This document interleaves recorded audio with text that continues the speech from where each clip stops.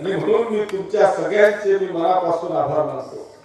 बांधवांनो, आज जर का तुम्ही पाहिलं, रावसाहेबांनी करोडो रुपयाचा विकासाचा निधी आपल्याला वाचून दाखवला। अर्थात तो नुसता कागदावर नाही, तो तुमच्या डोळ्यासमोर संघामध्ये 3000 कोटी रुपयाचा आपण विकास निधी केला। ते चित्र या विरोधकांकडून पाहिलं जात नाही। अरे यांना माझा विकास दिसत नाहीये, हे इतके बावले की यांना 3000 कोटी रुपयाचं लाखात वर्गीकरण किशोरप्पांनी केलं तर मी राजकारण सोडून देईल असा एक भावड्या इथं सांगून गेला। अरे तुमचा आणि विकासाचा काय संबंध आहे?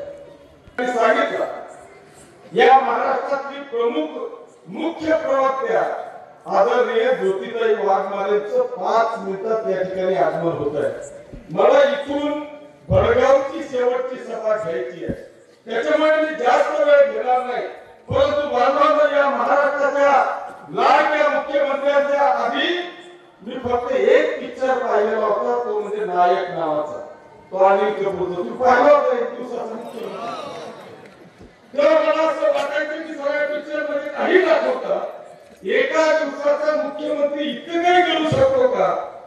पण बांधवांनो, या 2.5 वर्षामध्ये जे चित्र मी पाहिलं ते चित्र खऱ्या अर्थाने हे सांगून गेलं की तो फक्त नायक होता, पण खरा महाराष्ट्राचा महानायक हा एकनाथ शिंदे साहेबांच्या रूपाने मला पाहायला मिळाला।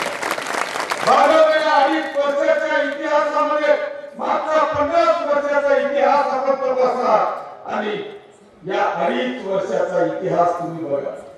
हे सांगतात ना की तुम्ही 2.5 वर्षामध्ये काय केलं? अरे या महाराष्ट्राच्या आमच्या माता